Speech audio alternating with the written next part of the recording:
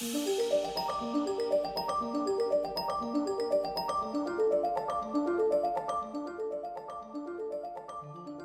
baby. We're in.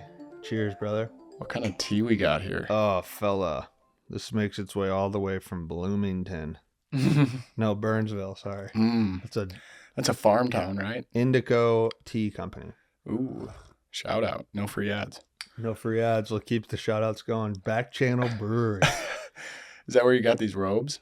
Yeah, these are sauna robes. These things are legit. I'm wearing a Back Channel Brewery lid as well, if you haven't noticed. Harvey's going to pull out any negative energy that may be in the room right now with this sage. Midday. We went from late night to midday this week. How do you feel midday? Are you a little stressed? No, I feel good. Late night.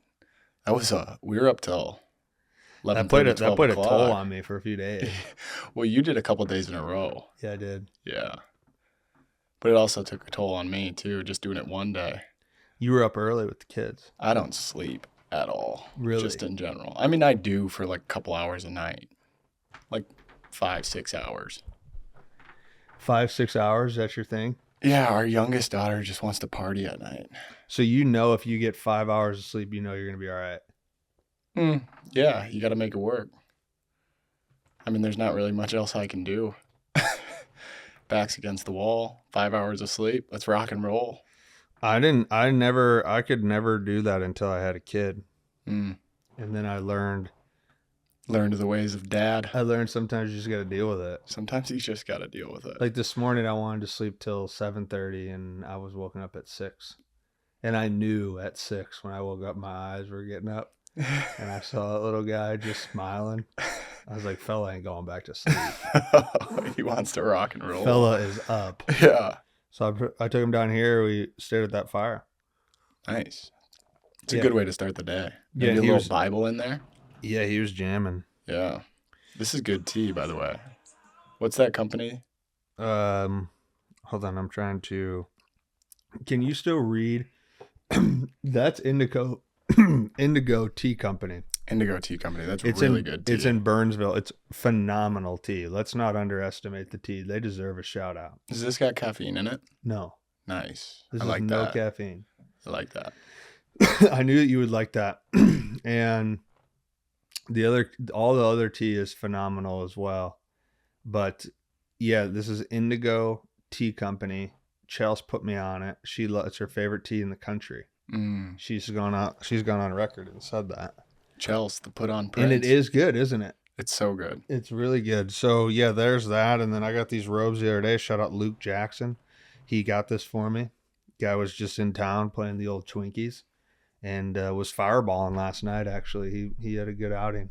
Babe, let's go. Gave up a single to Carlos Correa. Ooh. No free shout outs, but I broke Carlos Correa's bat twice in the minor leagues. No, you didn't. So two lucky fans have a broken Carlos Correa bat. On a knuckleball, or what were you throwing? Just heaters in on his hands. Yeah, right. Letting it eat. It was a slider on the outside. I was a 26-year-old free agent. He was an 18-year-old protege. First round draft pick. But I got him out twice. I was like, hey, look, kid, this is what you're going to see up top. He was first overall pick. Was he first overall? I think so. And I think Trout was like second or third. I have no idea. I just remember pitching. The other thing I think is funny about famous people is when you're not a famous person, you know famous people, but famous people don't know you. And it's because of that scenario. Like, obviously, I've broken multiple bats in my career of pitching professionally and collegiately. Yeah. And I wouldn't be able to tell you whose bat I broke. But I know I broke Carlos Correa's bat. 100%. You don't forget that. Even when he's 18 years old and you're 26. 100%. And so it's funny to think about how he, if I saw him at coffee right now, clearly I know who he is because he's a public figure. And I remember that experience. But if this is always the shameful aspect of meeting someone who's famous, because then you have to have this moment where you want to like kind of share that, but he doesn't know that at all. Yeah, he probably doesn't remember at all. Not at all. I mean, that guy's got World Series titles. He remembers that. Right. Well, Mitch made the cut, had a great round with him last week on Coffee Buzz Friday, so we got him back. And I get a handful of questions today. I'm really pleased with the marks. Down home. Wholesome folks. And so they've really come out to play because I asked a couple hours ago for some questions, and we've landed quite a few. So we'll work through these as best as we can. You want to stop it at 3 questions? Keep it at 3? Yeah. Okay. Yeah, I would say 3 is probably good. So this one's from my guy Ken Zen. Shout out Ken Zen. We'll keep the shout outs rolling. Ken Zen is currently working on the March Sauna and Coffee trailer. March He's an Mobile. unbelievable guy. Here we go. And so his thought is professional athletes, which is ironic because we're talking about pro athletes and some status here in that sense. So let me get to, with the public at large, there seems to be a stereotype to the contrary about athletes that I found to be untrue. I'm wondering if you have ever experienced running into these preconceptions or limiting beliefs imposed upon you by other sectors of society. So Did he give examples of the pre-noted beliefs? I'm not sure if I understand the question. The professional athletes that I've had the pleasure of sharing time with are some of the most complex and thoughtful humans I've come across. So maybe we needed that information. Maybe. With the public at large, there seems to be a stereotype to the contrary about athletes that I found to be absolutely untrue. And I'm wondering, To the contrary, there we go. I'm wondering if you have ever experienced running into these preconceptions or limiting beliefs imposed upon you by other sectors of society. So he's asking if athletes are dumb. Is that what that is? I think that's what I'm gathering. He thinks the Gen Pop Thinks that. might think that athletes are dumb. Yeah, so he's framing a standpoint for us. Right. Do you want to take a swing at that? Well, I don't know why Gen Pop would think that athletes are dumb. I mean, being able to perform at such a high level, like you got to be a pretty intellectual person. You think so? And maybe it's just because I've always been around athletics. I know that athletes are smart people. But yeah, I mean, I don't know. I don't think that. I just have a hard time believing that the general population. I think there is a notion of like the big dumb jock, and there's definitely athletes out there like that. Well, that's contradicting what you just said. But I would say that's a small percentage. But maybe that small percentage is the one that sticks out. Does that make sense? Mm-hmm. I don't know. What are your thoughts? I don't know. Athletes is so broad because of so many different sports. And I think the mindsets of athletes are different based on sports. I don't think hockey players are the same as football players. Right. I think that they're somewhat similar in middle school and lower levels of high school because it's still such a development period. But I think as it becomes masterful and more unique, and this is tailored around professional sports, so specifically the culture around a specific sport, like I think golfers are different than basketball players. And so I think that stereotypes play. I think that stereotypes are real for a reason. I think that people from California are different than people from Minnesota. Mm-hmm. And people from Texas are different than people from Rhode Island. Definitely. And so I think that those stereotypes are real at the surface. So if I kind of come to the grips of pro athletes, I do think stereotypes are real at the surface of pro athletes. I think pro athletes are very limited in their broadness of thought because they are at the position that they're at because of the isolated thought that they gave their profession. And so they have such a degree or depth of a thing. Now, I think that athletes, because they have such a depth to a masterful process that they've mastered over and accumulated over years, I think that they have the ability to go deep in other categories. And I think that's why you see athletes. I'm thinking of one guy right now who I've known for a long time who is very artistic. And he gets a lot. This is where I think it gets interesting. He's very artistic, but he's just as deeply into pursuing art as he is baseball. And I think the reason why the stereotype remains a stereotype at the surface of pro athletes, and it's limited with its belief, because society, in order for society's professional sports to run, the viewers have an idea of what those pro athletes are, And if a pro athlete at any way pokes at it not being that idea, society just can't handle that. So that's why I think when athletes do things like show off their artistic desires or artistic skills or things that they're interested in outside of sports, I think that the backlash of that from some society is because it disrupts the stereotype that society has. Like, I think society just wants the dumb jock athlete to just like be the dumb, just dance for us. Yeah. Just dance for us, go in the cage, play the bit, answer the interview questions the way we want you to answer them. Right. Tell us you care about the team. Yeah. And then like go home at night. And as long as you do that, everything's good. Yeah. I mean, I would say that the emotional intelligence from athletes, and this might be more of an IQ question more than an EQ question, but is probably higher than the average person.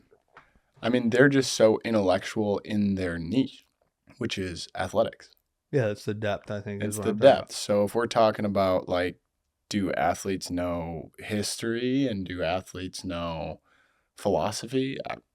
Maybe some of them, but if we're talking like intelligence in a niche, I would say that athletes are they are the most intelligent emotionally and physically in their niche. Yeah. And I think that stays into their lane. Like if you listen to, I mean, people watch sports regularly. So you see people talk about sports regularly. But when you listen to an athlete talk about the sport and they're not talking to like a surface level fan, and they're talking about the absolute depth of the sport, it's incredible. Yeah. And the fact that the brain, and that's what I'm saying. Yeah. And the fact that the brain can, that's, I think I agree with you. That's what I think I'm hearing you say. Right. And I think the fact that they can get their brain to get there, that is intellectually depth in and of itself. And that's why I was saying, because they can do that, they can have depth in other categories. Yeah. I just don't think a lot of them, while the journey of them playing sports, it gets stretched to other categories because of the time and focus and obedience that they have given to their specific discipline. It's like talking to a doctor. Yeah. And or like physios. I feel like for whatever reason, all the physios I've met who are obsessed with their field, they're extremely in depth of their thing, but they might be lacking in other areas, but it feels very similar. Or like a scientist who's like married to the data that they've gone so deep on. That was a tough question. Really Ken tough. Zen? Well, because he kind of open-ended it for us. Yeah. But that's Ken Zen. That's Ken Zen. You know, he's not going to just lay it out on a platter for you. You got to go in there and dig deep. He just hits us with the, I think athletes are cool, but Gen Pop thinks they're dumb. What do you guys think? And a lot more smart verbiage. Yeah, I think, oh, wow, I had all these questions. So that's what I was saying. So I had these. That was kind of dumb of me. Did you just go to the first one? Yeah, I went into my DMs. I've been trying to scroll to find them during this, and I'm like, where are these questions? But I said to go to the story. So did you just panic and do Ken Zen? Yeah, because I knew Ken Zen had DM'd me earlier. All right, here we go. Does the voice you hear in your head match the pitch of your speaking voice? This is from your buddy Maxwell Johnson. Yeah, we talked about this last week on our podcast. Oh, wow. That you and I did. Okay. When you close your eyes and you listen to the voice in your head, who do you hear?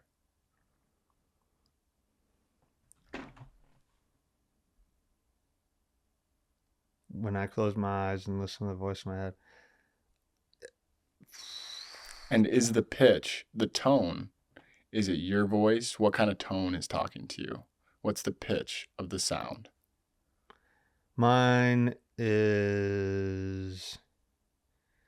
I mean, I think it's God off the bat, using no pun intended with the pitch. But if I get the first pitch thrown at me, I would say I think it's God that lives inside my head. That's the voice.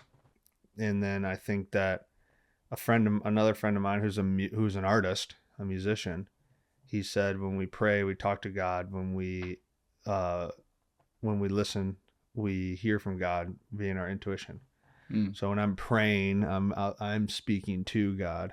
When I'm feeding off intuition, I'm listening to God. And so it's like this movement. And that's what I would say is what you hear inside your head of. But what does the voice sound like? I think that was the question. Yeah, I don't know if I can answer that because I can't. Because it's a silent voice. Yeah. It's all things. It's all or nothing. Yeah. It's no pitch and it's all the pitches. That's a good answer. I like that. I feel like I probably hear my own voice just because you can obviously hear yourself talk. But I think that I hear my voice in the tone that I want to hear it in. So if I'm feeling happy, I hear the happy tone. If I'm feeling sad, I'll hear the sad tone of my voice. But yeah, I mean, I'd agree that it's definitely God that's talking through us. I think that we get everything from God. What are you doing? I'm going to move for a second. You just keep talking. Just keep talking. Just keep the marts entertained. Just keep them rocking and rolling. Is that not started? No, it is. What's going on there? Did it die? Yeah. But now it's back on. Here we go. This happened the other day. Did It you keep happens. everyone entertained? You had to do that last week too. Sure, yeah, they were entertained. The marts, the down home. The wholesome folks. You can't make it up. They're good people. It's a great crowd. They're not going to leave on us. Cheers to the marts. Cheers to the marts. They're not going anywhere. They're patient. They're with us. They're here for the whole experience. Some would say they're ready for the pitch. We don't have to worry about click-through rates with the marts, you know? If there's a couple moments of silence, the marts are staying with us. They're with us right now. Did you like that answer? Yeah, maybe that's the voice I hear in my head is all the marts. Yeah, does the voice you hear in your head match the pitch of your speaking voice? I think my answer to that is no, it does not. Because my speaking voice is my ego. This is me. This is Harvey in the flesh. This is Harvey in the material side.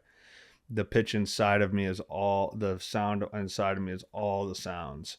Mm-hmm. It's the entire experience. And I would definitely agree with the Rumi, I think, has the 13th century poet, I believe. He says, when you're silent, that's the voice of God. And I do agree with that. I do believe that to be true. So I do think when I'm listening to the voice inside of me, I do think that that's me. I do think that that's God. I do think that that's real. Mm-hmm. But I don't think that that's the same voice that is in my head that matches with my speaking voice. I think on the surface, the stereotype, the answer to this would be like, I'd love to say yes, absolutely. I've nailed that connection of authenticity, yeah. But I don't believe that I don't believe that to be true. And maybe that's a fault on my own. I just don't believe anyone I've ever met materially has that figured out. And I definitely don't think I have that figured out. And I also think it's a fallacy to think that would ever become a perfected thing. Okay. But that's my opinion to it. Yeah. Yeah. I think I think we nailed that one. You like that one? I think you nailed that one. Where do we go when we die? Heaven or hell? That's what your answer is? That's what I'm rocking with. Heaven or hell? Heaven or hell. Do you think that heaven or hell, or do you think do you think those are real places? Yes. Yeah, I mean, I think that I was talking about this last night actually with my neighbors. And one of my neighbors said that he thinks that people are actually predestined when they come to earth. We all have the gift to receive God, but we run into like mental blocks that just won't let God in. So then you get into like atheism, right? Like, why would someone ever be an atheist? What's the point behind atheism? Pride. The devil's favorite sin. Mm-hmm. You just can't get past. You're just denying another life. You're denying possibly the greatest life, being in heaven, because of your pride here on earth. Yeah, I think there's no doubt in my mind that there's a heaven and a hell. Well, why do you think an atheist would disagree with you?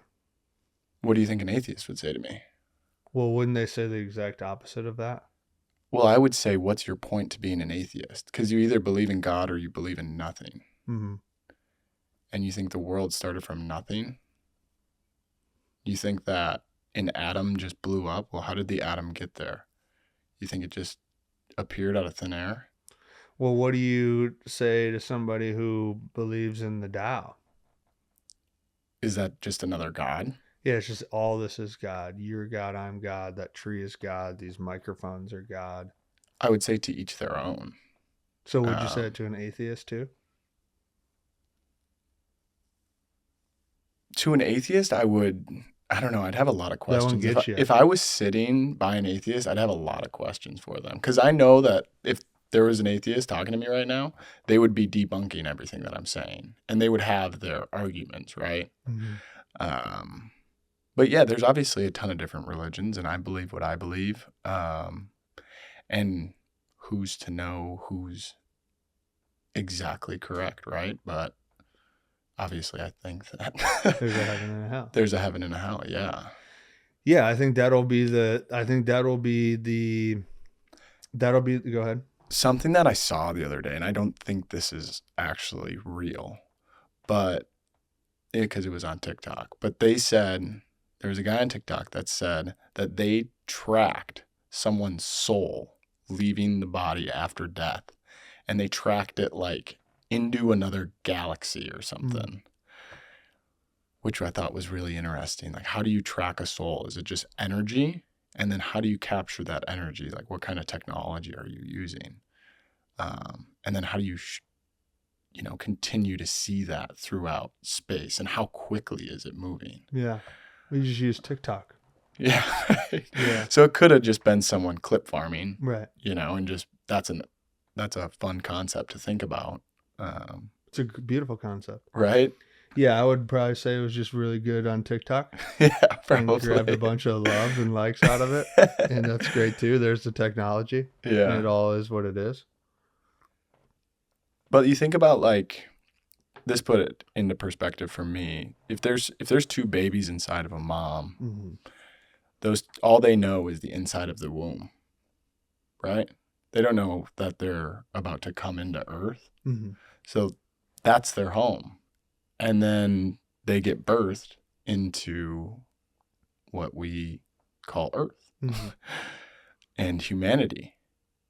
And now they're in a new place and they were just rebirthed. So I don't think it's crazy to think the concept of when we die, we go to another place because, who knows?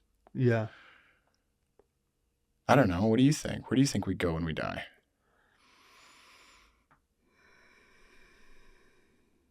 I love the question because it goes back to what I was saying with the voice. It's in theory, I would love to say that this is my voice. This is authentically me. Mm-hmm. I am being me, right? Gosh darn it. Did we just get it shut off again? Yeah, it keeps doing that. This is the mark. This one's shut off too. Is it? This one looks like it's off. Hold on to the thought, would you? Hang on with me, Marks. In the meantime, Mitch will explain more about heaven and hell. The nice thing is that we do have the audio.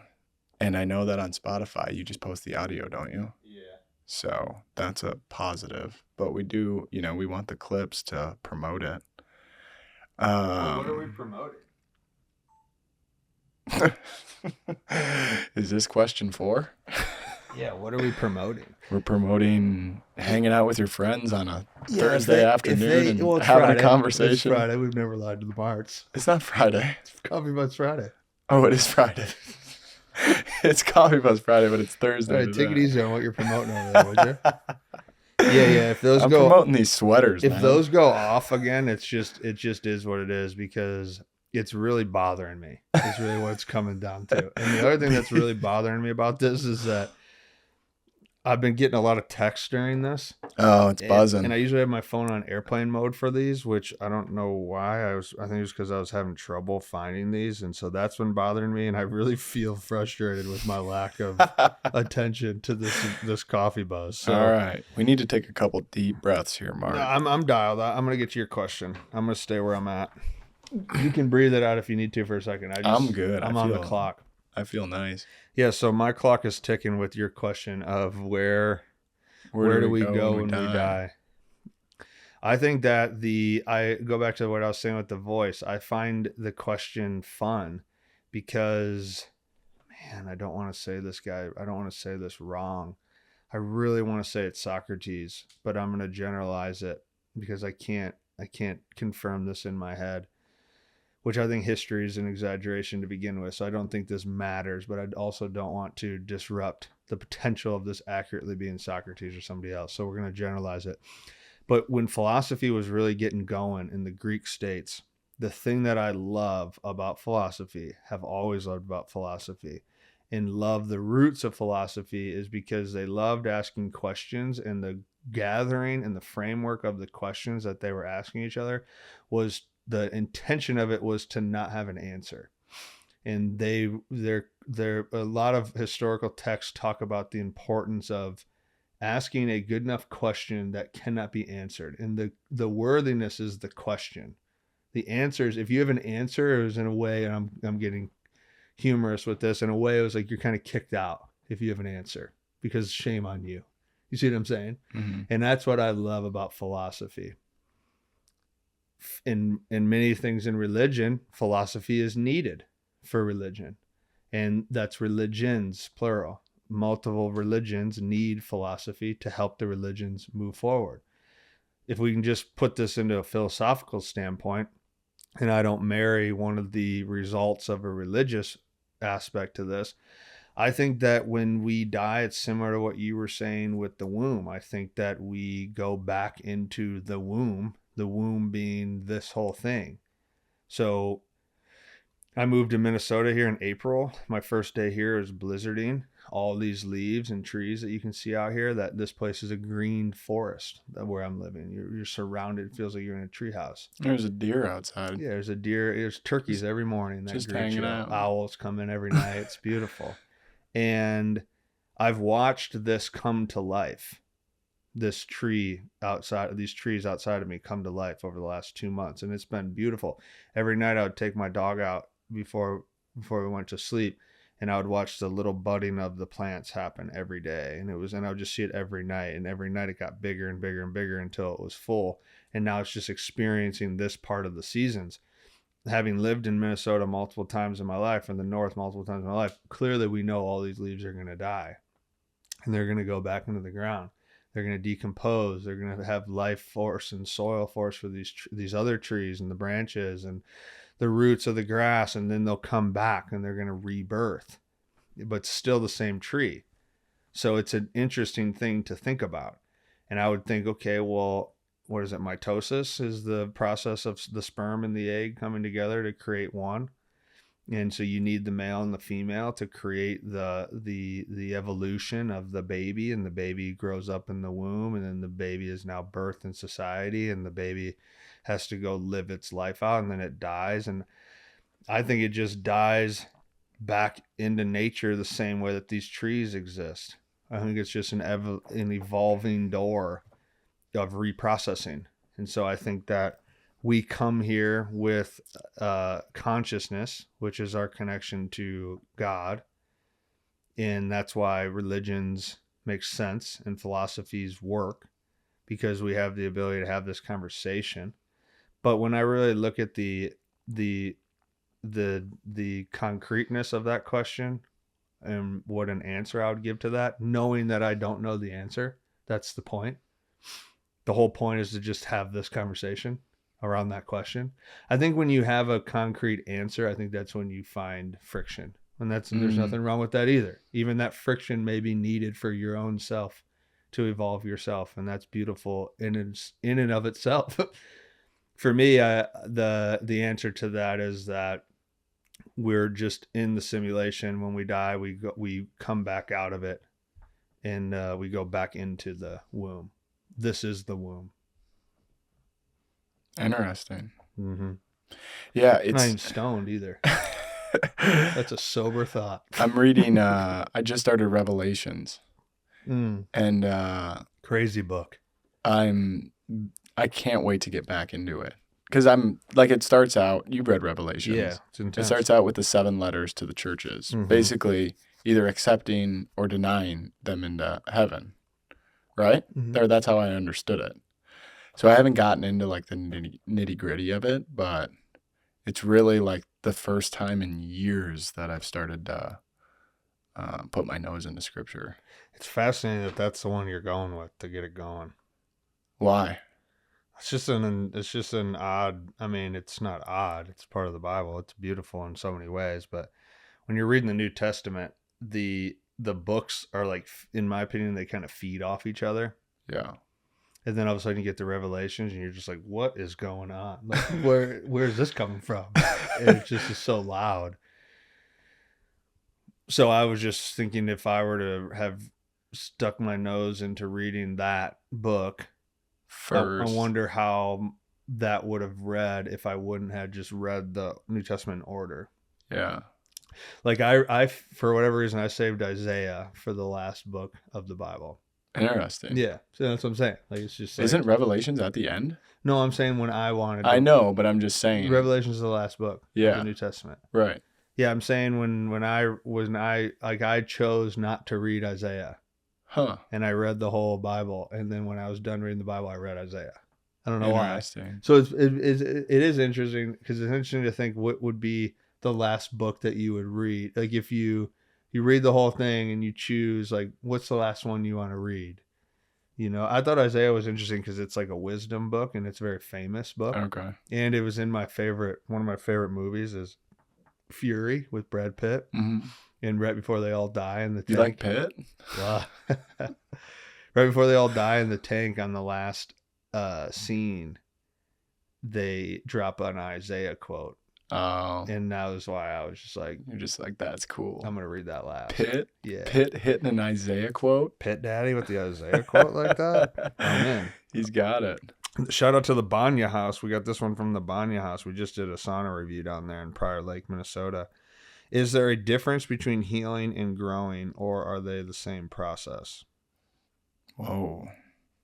Is there a difference between healing and growing, or are they the same process? Why don't you hit us first? You want me to hit it? I want you to hit it. Is there a difference between healing and growing, or are they the same process? Well, I think that they're the same and they're not the same. So I think that healing is a form of... You love my answers, eh? I love how you start it. Why? Because you're staying in the middle.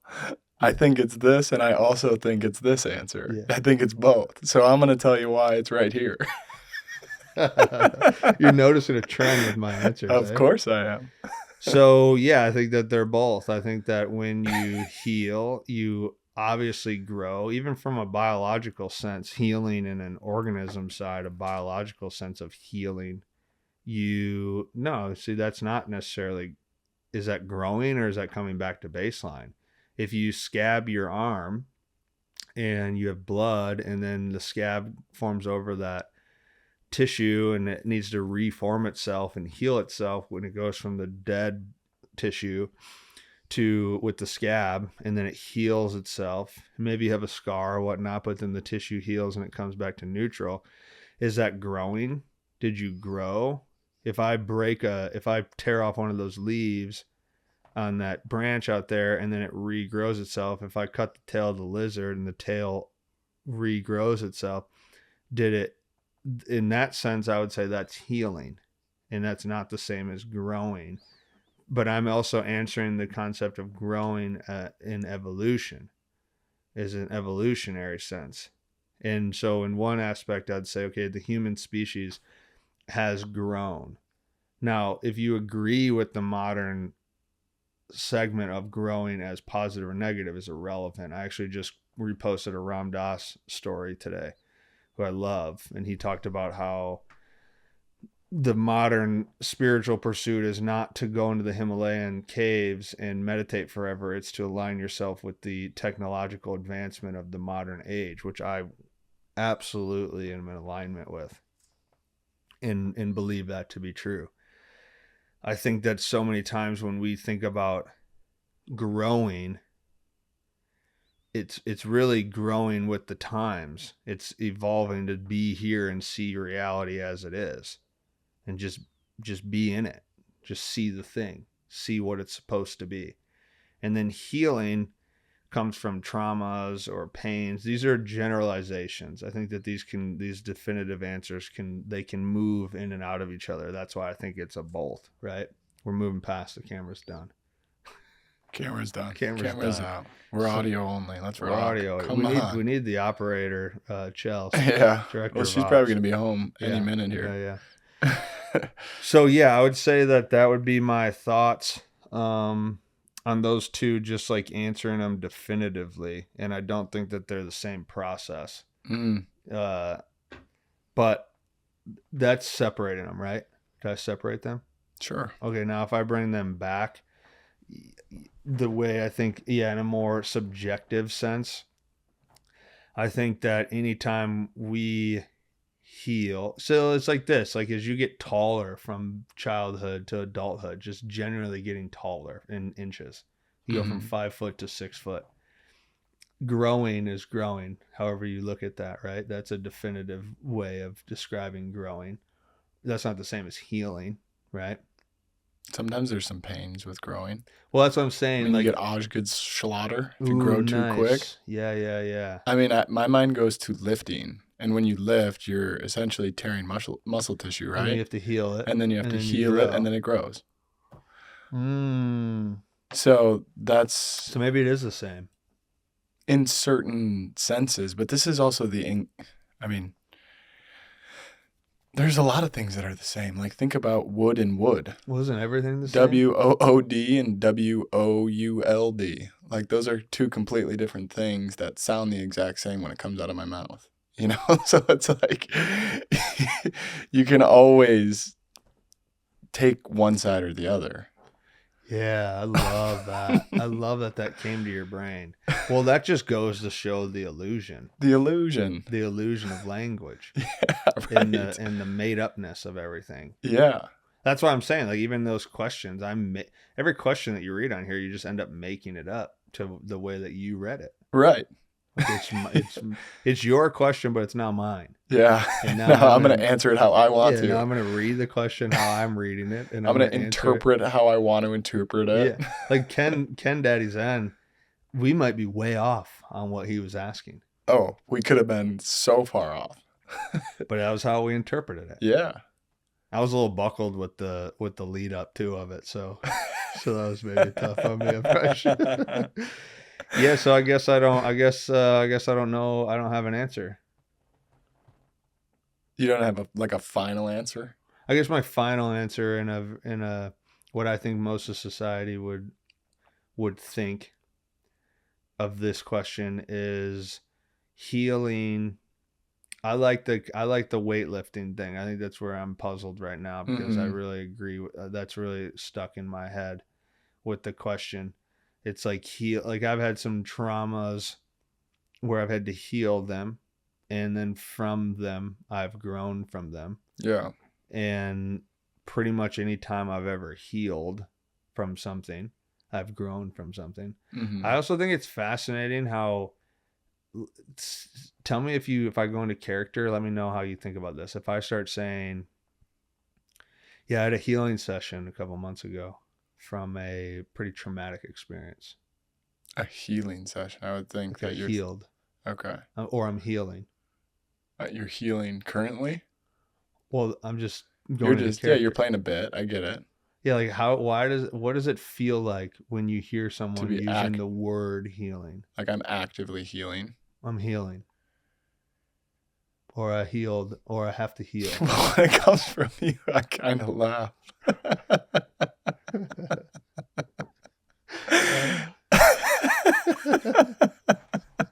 Getting a good chuckle over there. But I don't know. I don't think anyone's ever told me that they're actively healing, or maybe in a different fashion. But like, how does that make me feel? Is that what you're asking?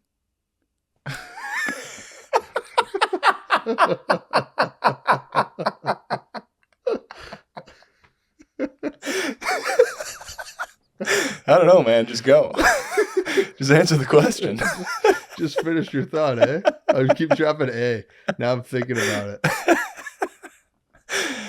it. So yeah, I mean, the final answer to the question, yes and no. Healing is, it goes in line with, they go in line with each other, but they also in different aspects don't. Final answer? Stamp it. Boom. I love it. Last one. How to wrestle with publishing, writing, and podcasts into the abyss. Battle resistance. Oh, I'll take this one. Okay. Go for it. Bauer Hour. How to wrestle with publishing, writing, and podcasts into the abyss. Battle resistance. Just completely tailored towards you. I have another question too. We're going long. We went way over the thing. What's your skincare routine? We ain't answer. I got 3 more there, and then I got another one. Here's what we'll do. We'll pause it here. Okay. We'll keep that one. Okay. We won't answer that one. Okay. And we'll answer that next week. Okay. Love you guys. You'll have to do some B-roll or something for when the camera's turned off. Yeah. Cheers. Well, cheers.